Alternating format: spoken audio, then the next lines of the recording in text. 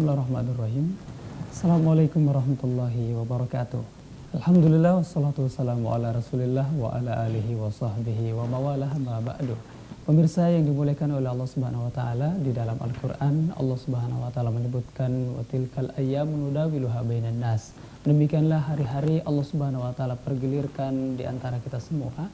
Mungkin ada yang sakit, ada yang sehat, ada yang menjadi orang yang kaya dan ada menjadi orang yang miskin. Insyaallah di program Belajar Islam dengan segmen Akidah dan Kehidupan bersama saya insyaallah di pagi hari ini Ustadz Muhammad Ikhwan Abdul Jalil LC hafizahullah taala dalam pembahasan segmen Akidah dan Kehidupan, dan topik kita insyaallah adalah topik yang terbaru, yaitu mengenai tabarruk. Untuk pemirsa yang baru bergabung juga di channel Umat TV Cahaya Umat dan Bangsa, marhaban bikum, mudah-mudahan bisa mengambil banyak manfaat di pelajaran kita hari ini. Baik, mudah-mudahan sudah nampak di layar kaca Anda, saya sudah ditemani oleh Ustadz kita, Ustadz Muhammad Ikhwan Abdul Jalil LC hafizahullah taala. Assalamualaikum warahmatullahi wabarakatuh, Ustadz. Waalaikumsalam warahmatullahi wabarakatuh. Waalaikumsalam. Hayyakumullah. Iya. Khair. Pemirsa sama-sama berbahagia, saya sangat penasaran dengan judul tema atau tema kita pagi hari ini mengenai tabarruk. Kita langsung menyimak pelajaran dari Ustadz kita, fal fursah mutahatun ila fadilatihi falyatafaddal mashkuran wa ma'juran. Baik. Bismillahirrahmanirrahim. Alhamdulillahirabbil alamin. Wa bihi nasta'inu ala umurid dunya waddin. Wassalatu wassalam ala asyrafil mursalin nabiyina wa qudwatina wa sayyidina Muhammadin wa ala alihi wa sahbihi wa man sara ala nahjihi ila yaumiddin, amma ba'd. Para pemirsa yang dimuliakan oleh Allah tabaraka wa ta'ala dimanapun Anda berada, hari ini kita patut bersyukur kehadirat Allah tabaraka wa ta'ala atas nikmat kehidupan yang dikaruniakan kepada kita, dan kita akan lebih perlu lagi banyak bersyukur ketika nikmat kehidupan kita itu berada di bawah naungan akidah dan juga berada di atas fondasi akidah. Dan akidah itu adalah akidah yang sahih, adalah akidah yang benar, akidah Islam yang lurus, akidah Islam yang suci, yang mengantarkan kita kepada kehidupan yang lebih baik di dunia ini dan tentunya keselamatan di hari akhirat kelak. Man amila salihan min dzakarin aw untha wa huwa mu'min falanuhyiyanna hayatan thayyibah wa lanajziyannahum ajrahum bi ahsani ma kanu ya'malun. Barang siapa yang beramal soleh, baik dia laki-laki ataupun perempuan, dan dia beriman, maka sungguh akan kami berikan kepadanya kehidupan yang baik di dunia ini, dan akan kami balasi baginya dengan balasan yang lebih baik daripada apa yang ia telah kerjakan, yaitu ganjaran keridhaan Allah Subhanahu wa taala dalam surganya, dalam jannahnya yang nikmatnya tiada bertepi. Para pemirsa yang dimuliakan oleh Allah Subhanahu wa taala, kita mungkin sering mendengar istilah tabarruk, ya. Atau mungkin saudara-saudara kita di Jawa mengatakan ngalap berkah, ya. Bagaimana kita mengambil berkah? Apakah tabarruk ini sesuatu yang terlarang dalam agama kita? Sama sekali tidak. Justru Allah Subhanahu wa taala memberikan keberkahan kepada kehidupan orang yang beriman sehingga dia menikmati kehidupannya itu dengan keimanannya, ya. Jadi tabarruk sama sekali tidak terlarang, ya, dalam agama kita. Namun ada patron-patronnya yang mana kita bisa berjalan dengan patron tersebut, dengan tuntunan tersebut, sehingga kita bertabarruk dengan cara yang benar. Nah, sebelumnya apa itu tabarruk? Ya. Tabarruk adalah upaya untuk mendapatkan berkah dengan menjadikan sesuatu sebagai media. Ya. Jadi, apakah itu waktu, apakah itu satu perbuatan atau satu tempat di mana kita menjadikan media-media tersebut, ya, atau berupaya beramal dengan menjadikan media itu untuk kita mendapatkan berkah, ya. Dan berkah itu adalah sesuatu yang sangat luar biasa, Ya. Berkah itu adalah kebaikan. Berkah itu adalah bertambahnya kebaikan. Ya. Orang biasa katakan biar sedikit yang penting berkah. Ya.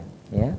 Jadi ini yang dimaksudkan dengan berkah, di mana Allah Subhanahu wa taala memberkati, di mana Allah Subhanahu wa taala menjamah dengan rahmatnya sesuatu itu sehingga kita akan merasakan peningkatan keimanan kita, peningkatan kebaikan-kebaikan kita baik di dunia maupun di hari akhirat. Nah, jika demikian, para ulama kita membagi tabarruk itu atau cara kita untuk mendapatkan berkah itu menjadi dua bagian. Yang pertama disebut dengan at-tabarruk al-masyru', tabarruk yang disyariatkan. Tabarruk yang disyariatkan ini adalah semua amal soleh yang kita kerjakan, di mana kita melakukan amalan-amalan tersebut dan menjadikan amalan itu sebagai media untuk mendapatkan keberkahan dari Allah Subhanahu wa taala. Di antara amalan soleh tersebut adalah ketika kita pergi ke masjid contohnya. Masjid adalah sesuatu yang bisa kita jadikan untuk bertabarruk. Tetapi perlu menjadi catatan kita, cara kita bertabarruk terhadap sesuatu itu juga harus sesuai dengan tuntunan syariat. Ya, jadi contoh, Ustaz ya, ketika kita ingin bertabarruk kepada dengan masjid, bagaimana caranya kita pergi bertabarruk dengan masjid itu? Apakah kita pergi ke dinding masjid, kemudian kita usap-usap dinding masjid, kemudian menyapukan kepada wajah kita? Tidak ada tuntunan seperti itu. Yang ada tuntunannya adalah bahwa kita pergi ke masjid, ya, kita melangkahkan kaki ke masjid, kita melaksanakan sholat di masjid. Nah, ketika kita melaksanakan sholat itu, itulah cara kita untuk mendapatkan berkah dari Allah Subhanahu wa taala dengan medium masjid itu. Iya. Nah, bagaimana cara kita untuk mendapatkan berkah dari Masjidil Haram, Makkah, ya? Apakah caranya dengan kita mengambil bebatuan di sana, ya, lantas kita simpan di kantong kita? Bukan. Kita pergi sholat di sana, ya, beribu-ribu atau ratusan ribu kita dapatkan pahala yang berlipat ganda. Allah berkati tempat itu sehingga kita melaksanakan satu ibadah, ganjarannya berlipat ganda. Ya. Nah, bagaimana cara kita mendapatkan berkah dari Hajarul Aswad? Ada tuntunannya mencium. Ya, ini Ka'bah, ya. Di sisi ini, sudut ini Hajarul Aswad, di sini namanya Ruknul Yamani. Nah, bagaimana caranya kita mengambil berkah di Hajarul Aswad? Memang disunnahkan untuk mencium. Iya. Tapi bukan berarti kita menyembah Hajarul Aswadnya.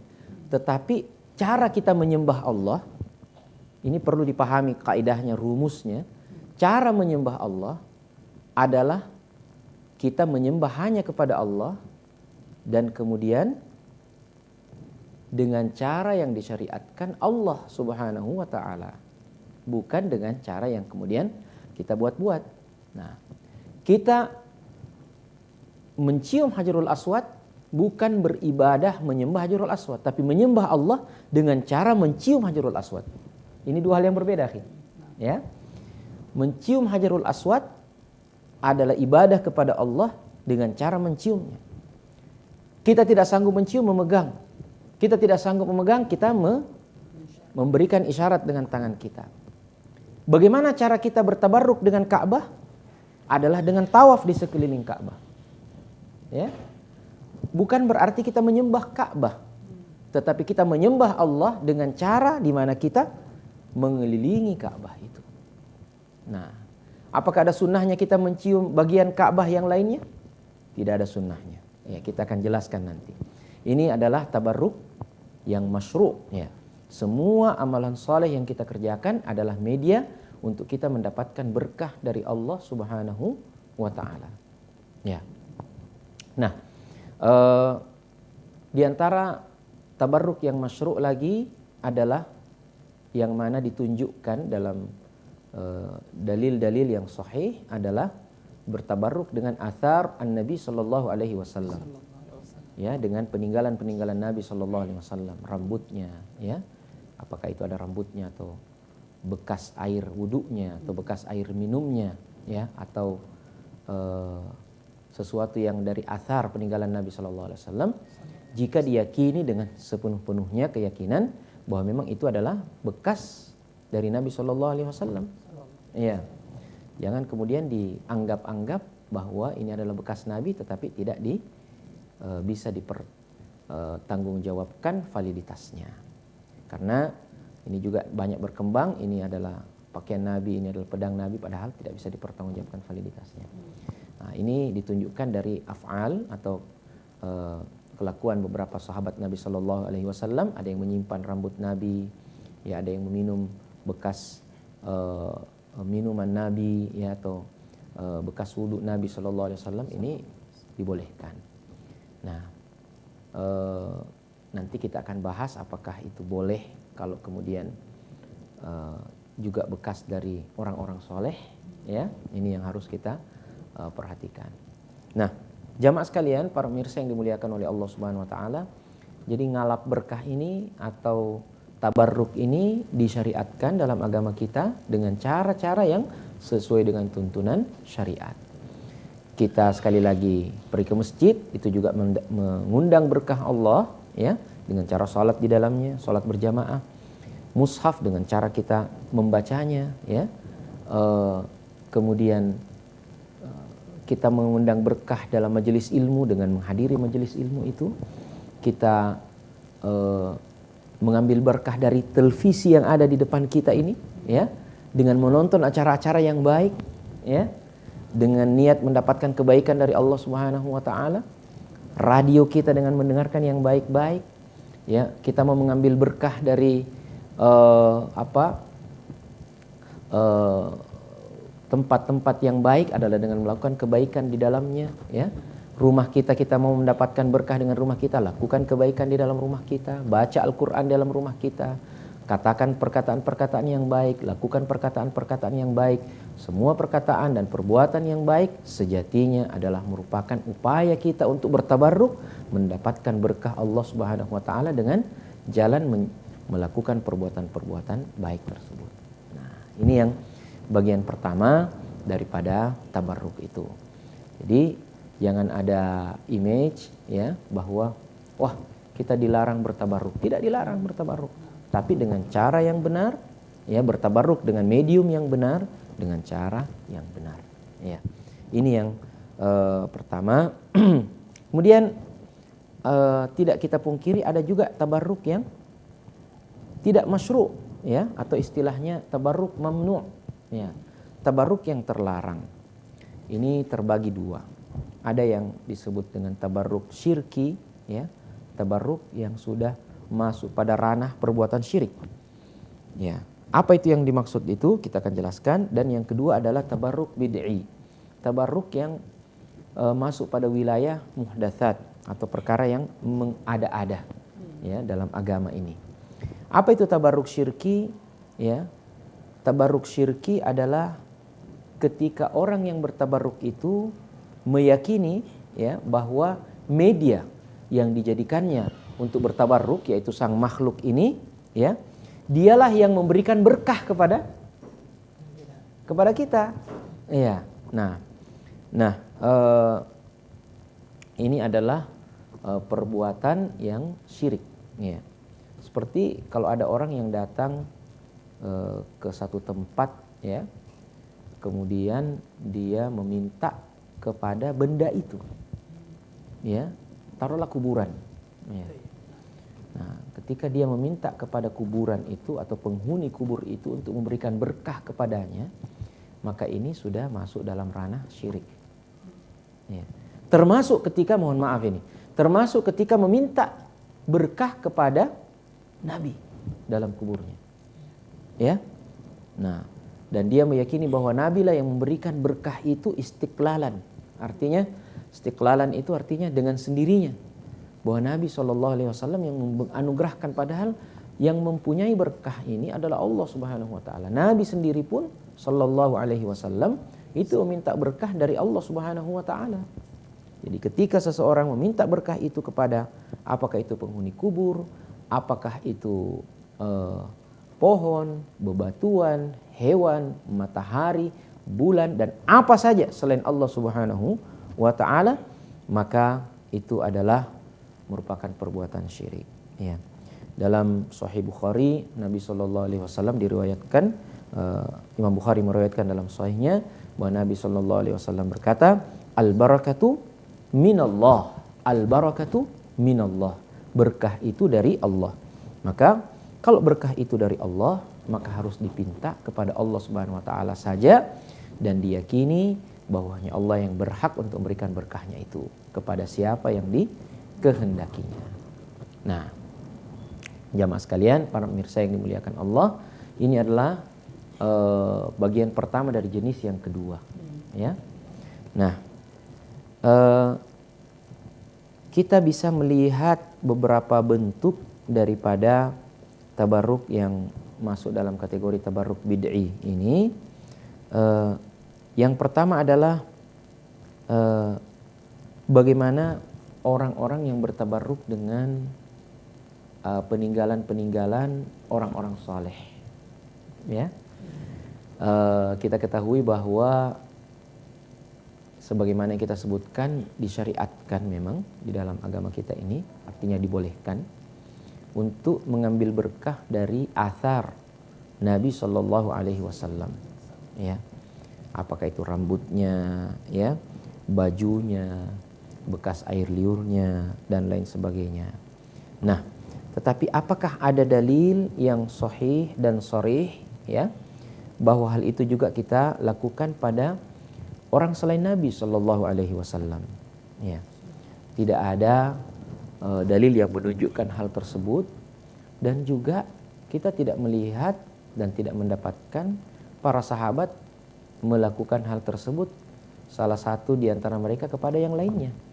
Padahal kalau kita mau berbicara kewalian setelah Nabi Shallallahu Alaihi Wasallam, mereka inilah wali-wali Allah Subhanahu Wa Taala, khulafaur rasyidin, bahkan sudah dijamin di antara mereka ada yang pasti masuk surga. Ya, al-asyara al-mubasysyirin bil jannah. Ya, Abu Bakar Siddiq, ya, Khalifah Umar bin Khattab, kemudian Utsman bin Affan, Ali bin Abi Thalib, Ukasyah, dan yang lain-lainnya.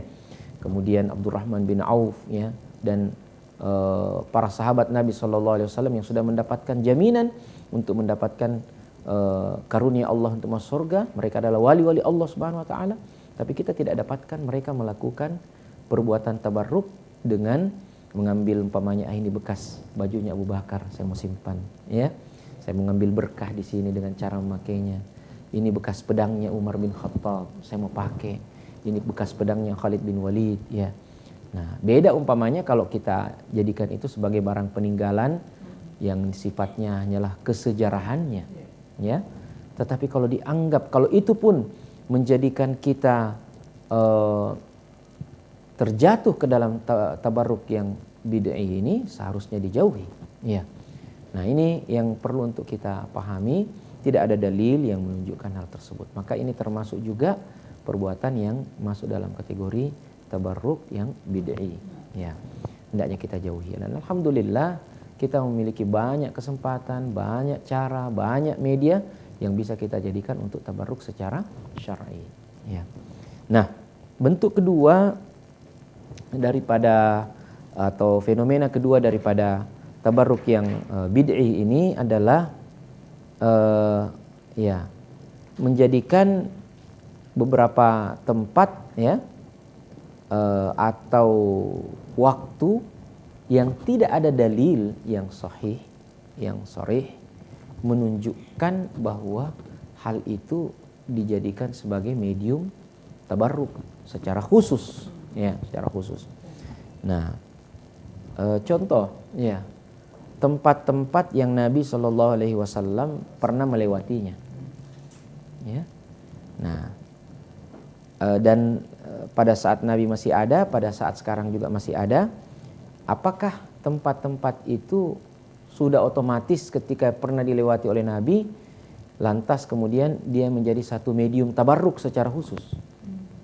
Ternyata tidak demikian halnya, jamaah sekalian, pemirsa sekalian yang dimuliakan oleh Allah Subhanahu wa taala. Benar dia adalah tempat bersejarah, tapi bukan berarti tempat itu menjadi sesuatu yang menjadi medium tabarruk secara khusus pula. Ya, karena tidak ada petunjuk dari Nabi SAW tentang hal tersebut, dan tidak dijadikan contoh, tidak ada contoh dari sahabat yang mana mereka adalah orang yang paling paham tentang masalah ini untuk melakukan hal tersebut. Ya, taruhlah umpamanya Jabal Thawr, ya, ya, yang ada di Makkah, ya, Gua Hira, ya, yang ada di Makkah juga. Kemudian Bukit Arafat, ya, Khandak, ya, yang ada di Madinah. Apakah serta-merta karena Nabi SAW pernah berjalan di atasnya, pernah terjadi peristiwa sesuatu di dalamnya, lantas kita mengambil berkah, ngalap berkah dengan pergi ke tempat itu, yang melakukan ritual tertentu dengan keyakinan bahwa ini adalah sesuatu yang benar untuk mendapatkan berkah Allah, ya, secara khusus? Tidak. Ya. Kita mungkin boleh saja ke sana untuk melihat, ya, fenomena sejarah, tapi tidak disyariatkan dan tidak disunnahkan untuk melakukan ritual tertentu di situ dengan keyakinan bahwa tempat ini adalah medium tabarruk. Iya. Nah, tadi disebutkan ini berkaitan dengan tempat. Iya. Ada juga berkaitan dengan waktu. Iya. Ada waktu khusus. Ya. Pertengahan bulan ini atau bagaimana? Tidak ada dalil secara khusus, ya, yang menunjukkan bahwa ini adalah waktu yang dipandang medium khusus untuk melakukan satu ritual amalan tertentu, ya. Tapi kita lakukan di situ. Dan tidak ada petunjuknya dari Al-Quran ataupun Sunnah Nabi SAW secara khusus. Ini juga masuk dalam kriteria tabarruk yang diada-adakan, yang bid'i. Ya. Kita tidak bisa menuding orang yang melakukannya langsung syirik, ya. Ya, tidak seperti yang pertama tadi. Tetapi ini keluar dari patron yang telah ditetapkan, di mana ketika kita mau beribadah itu asalnya adalah jangan melakukan satu ritual ibadah kecuali ada petunjuknya dari Nabi SAW. Kalau masalah kehidupan dunia asalnya boleh saja sampai ada dalil yang melarang. Iya. Jadi kreatiflah dalam kehidupan dunia Anda, jangan terlalu kreatif untuk membuat-buat ibadah. Iya, Masya Allah. Saya kira untuk sementara seperti itu. Baik. Tapi pemirsa yang dimuliakan Allah Subhanahu wa taala, demikian pemaparan mengenai tabarruk. Kita sudah mendapatkan ilmu baru mengenai tabarruk. Tadi sudah Ustadz kita menyebutkan at-tabarruk itu ada dua, at-tabarruk al-masyru', kemudian at-tabarruk ghairul masyru' atau al-mamnu', itu juga ada dua. Sudah beberapa pertanyaan yang masuk, jazakumullah khairan. Kita akan menjawab pertanyaan ini selepas jeda dan pariwara berikut ini. Tetap di Umat TV, Cahaya Umat dan Bangsa.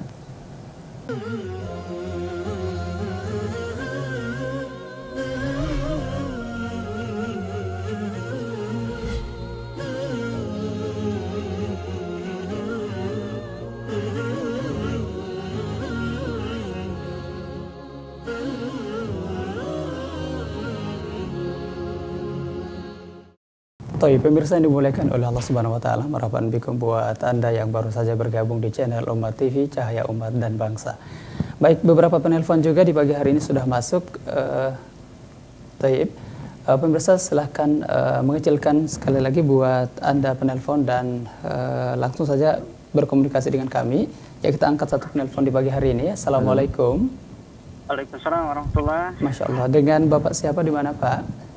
Ya, Pak Udin dari Palopo, Pak. Pak Udin, iya, silahkan Pak pertanyaannya. Ya Allah, Pak Udin. Ya, Pak Udin Roka. Assalamualaikum, Ustaz. Waalaikumsalam warahmatullahi wabarakatuh. Ini Ustaz, masalah ngalap berkah ini memang, ya apa namanya, kaum muslimin ini, apa namanya itu, halo, Ustaz? Iya, silakan. silakan. Iya. Banyak terperosok dalam kesyirikan, Ustaz. Terutama ini masalah waktu dan tempat. Iya. Waktu dan tempat ini memang banyak terjadi kesyirikan karena ini menghadapi lagi Muharram, Ustaz. Iya. Perlu dijelaskan bahwa itu apa yang terjadi di bulan Muharram itu, karena banyak kaum muslimin itu kalau masuk bulan Muharram membeli barang-barang di dalam rumah tangganya karena mereka menganggap bahwa namanya bulan Muharram itu banyak berkahnya. Perlu dijelaskan Ustaz apa yang terjadi di bulan Muharram itu Ustaz. Ya, syukran Ustaz. Ya, Iya. terima kasih. Afwan ya. Iya, tolong. Langsung saja. Waalaikumsalam warahmatullahi wabarakatuh. Iya. Jadi semua waktu itu memiliki kemungkinan untuk kita pergunakan menjadi medium keberkahan dari Allah Subhanahu wa taala, mulai dari bulan Muharram sampai bulan Dzulhijjah. Tetapi keberkahan tertentu ya dengan cara tertentu itu harus dikembalikan kepada syariat dan tuntunan Nabi Shallallahu alaihi wasallam. Adapun bulan Muharram ini ya, dia merupakan sesuatu yang istimewa dan kita dituntun oleh Nabi Shallallahu alaihi wasallam untuk banyak juga beribadah pada bulan ini, diantaranya adalah berpuasa. Ya. Kita tidak mendapatkan tuntunan dari Nabi Shallallahu alaihi wasallam untuk mendapatkan berkah sebanyak-banyaknya pada bulan ini dengan banyak berbelanja. Iya. Jadi ini yang perlu untuk dipahami. Namun mengatakan juga bahwa yang melakukan itu melakukan perbuatan syirik, ini juga tidak benar, ya. Karenanya kita katakan ini masuk dalam ranah ya at-tabarruk al-bid'i. Ya, dan itu bertingkat-tingkat juga ya, istilahnya tingkat kesalahannya. Sehingga apa yang terbaik kita lakukan pada bulan Muharram ya, kita lihat bagaimana tuntunan Nabi Sallallahu alaihi wasallam memperlakukan bulan Muharram tersebut. Ini Syahrullahil Muharram, bulannya Allah yang Muharram ya.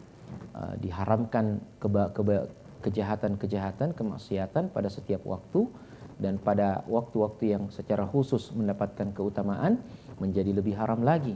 Ya, sesuatu yang haram pada bulan yang lain-lain pada bulan Ramadan akan menjadi lebih keras lagi keharamannya. Demikian pada bulan Zulhijjah, demikian pada bulan-bulan haram, demikian pada bulan Muharram. Ya.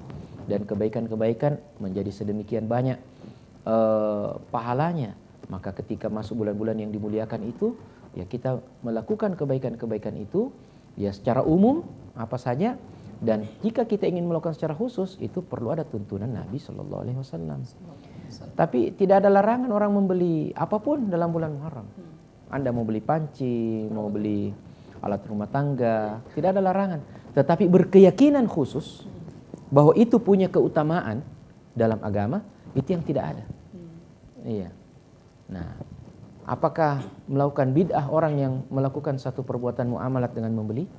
Perbuatan bid'ah bisa terjadi dalam ranah muamalat.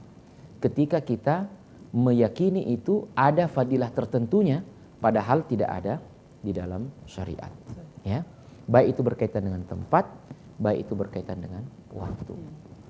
Nah, jadi saya kira ini yang perlu untuk dipahami. Kemudian ada juga biasa kebiasaan di beberapa tempat untuk pada waktu tertentu dan bersamaan dengan tempat tertentu melakukan ritual tertentu. Contoh, umpamanya saum atau sumber mata air tertentu. Ini diyakini memiliki keberkahan, ya, dijadikan media untuk tabarruk. Apalagi mau masuk bulan Muharram, pergi ke sana, ambil air itu, kemudian minum, niatnya tabarruk dengan air itu, atau mandi, ya. Ada yang belum dapat jodoh bilang mandi di situ, ya, supaya dapat jodoh. Yang kasihan kalau kemudian mandinya juga mempertontonkan aurat. Na'udzubillah.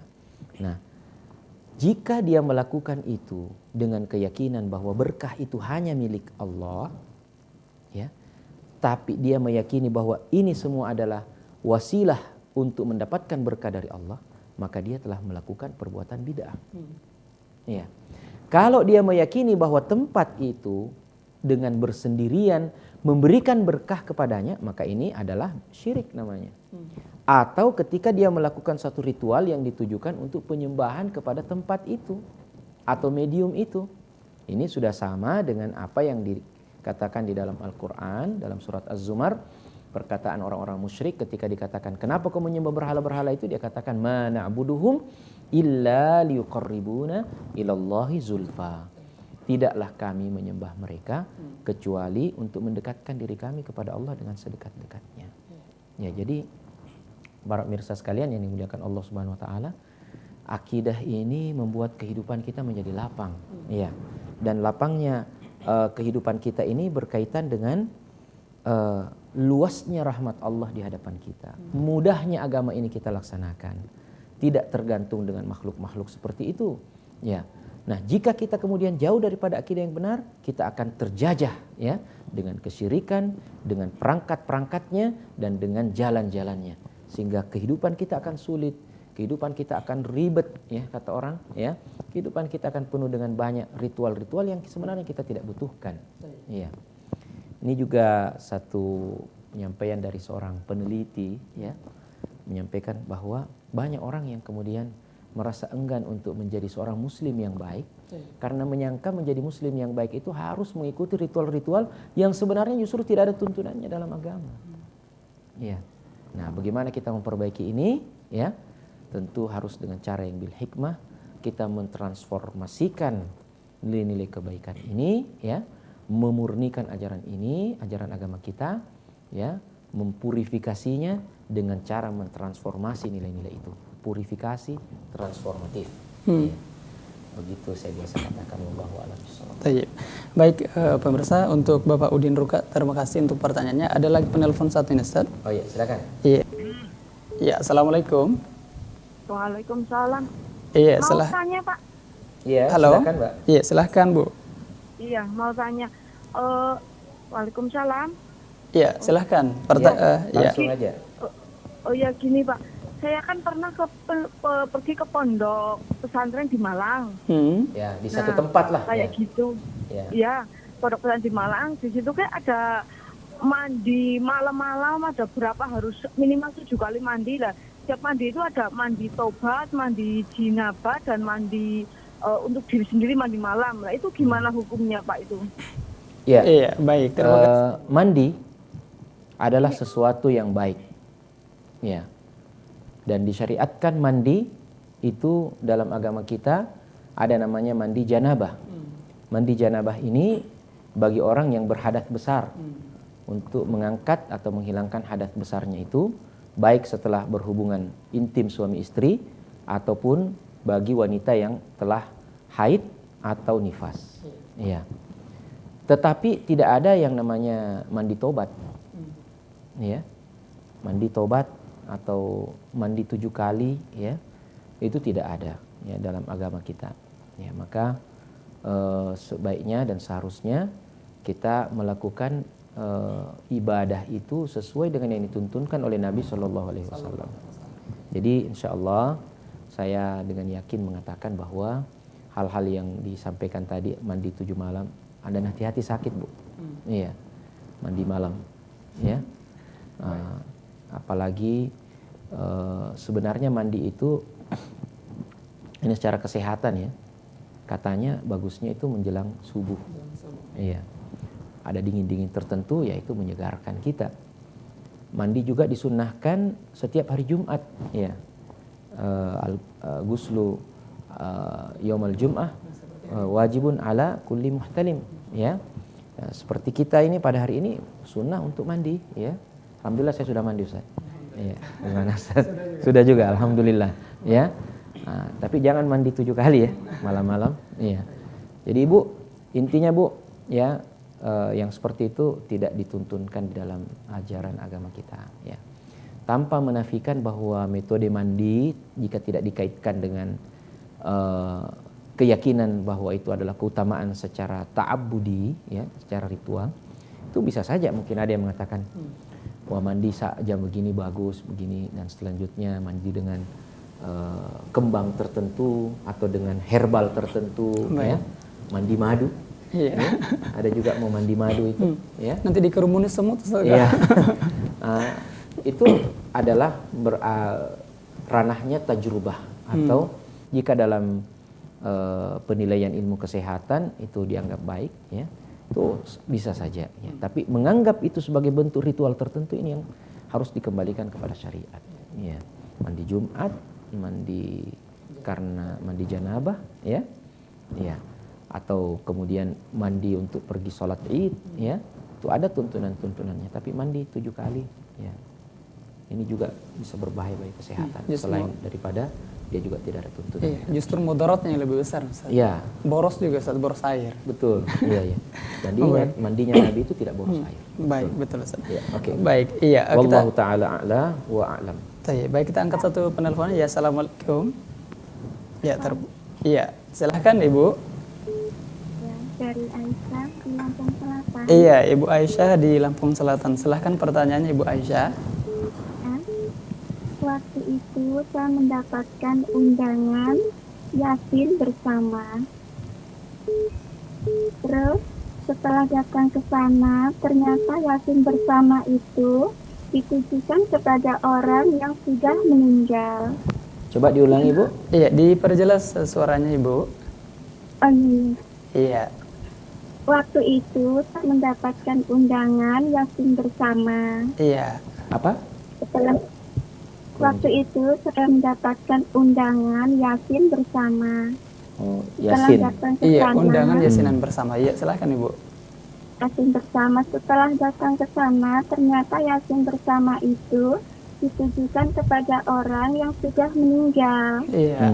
Dan setelah itu, dia membaca surah Al-Fatihah juga ditujukan kepada orang yang sudah meninggal. Tapi saya tidak mengamininya karena saya takut itu bid'ah. Iya. Jadi saya datang ke sana hanya menyimak bacaan mereka. Iya. Apakah saya salah Baik. Iya. seperti itu? Iya, terima kasih. Iya, Iya, baik. syukron Iya. jazakallahu khairan untuk Ibu Aisyah yang ada di Lampung. Iya. Menghadiahkan pahala amal soleh yang kita kerjakan untuk orang yang sudah meninggal.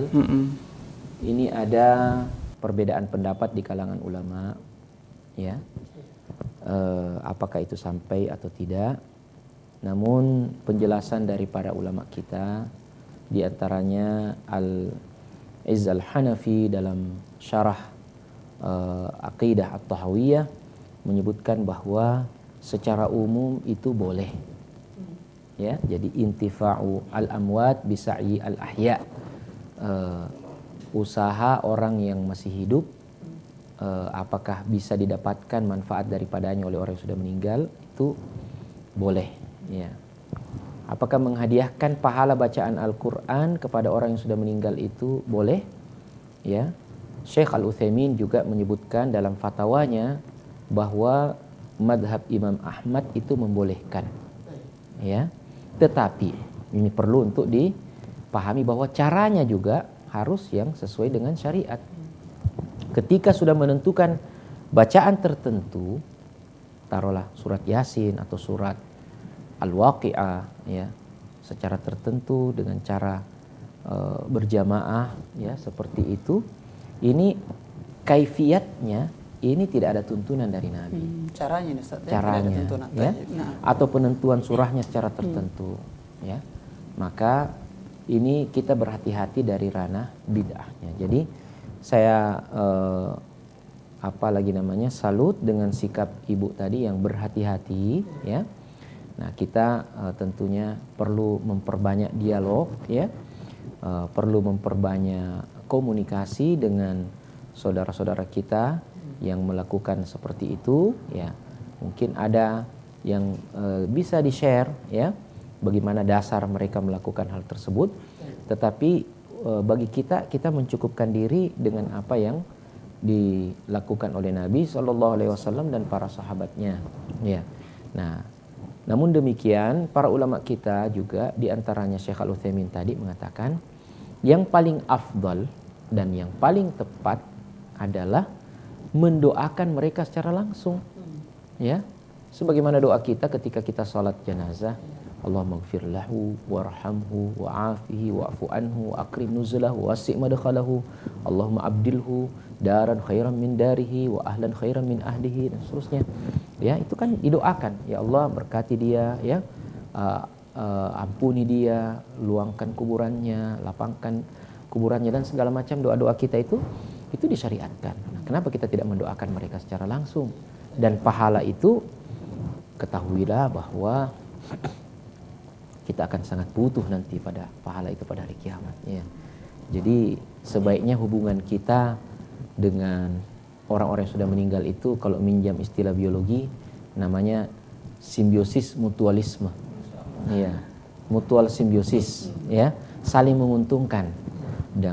Jadi bagaimana cara kita membuat mereka mendapatkan keuntungan dari kita adalah dengan mendoakan mereka. Iya, ketika kita mendoakan mereka, doa kita ini juga dapat pahala secara khusus dari Allah Subhanahu wa taala, dan ketika doa kita diterima, dia juga dapatkan manfaatnya. Termasuk malaikat juga mendoakan kita. Ya? Malaikat juga mendoakan kita. Iya. Nah, jadi ini yang terbaik. Walaupun untuk mengatakan bahwa memberikan kiriman pahala istilahnya dari bacaan Al-Quran kita itu adalah sesuatu yang bid'ah, saya tidak berani mengatakan demikian. Itu ranah khilaf di kalangan ulama. Ya, Syekh kami, Syekh Muhammad Atiyah Salim pernah menyampaikan bahwa madhab Syafi'i itu mengatakan itu tidak sampai. Ya, karena berpatokan pada firman Allah Subhanahu wa taala, wa alaysa lil insani illa ma sa'a.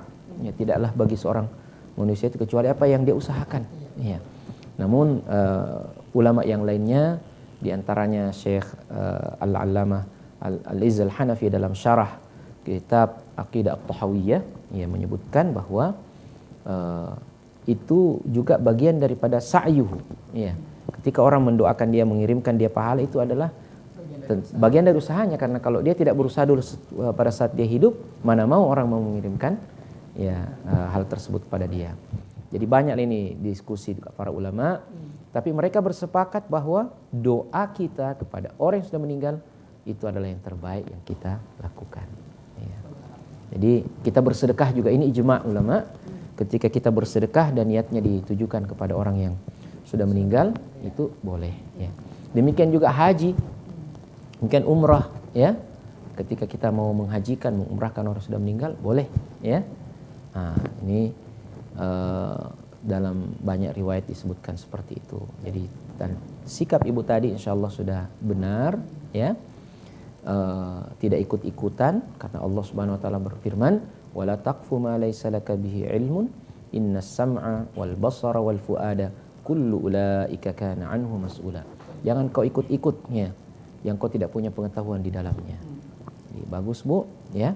Dan penentuan surah tertentu atau ayat tertentu itu yang bisa menjadi celah bagi kita masuk dalam lingkaran perbuatan yang diada-adakan itu, atau yang biasa disebut dengan bid'ah.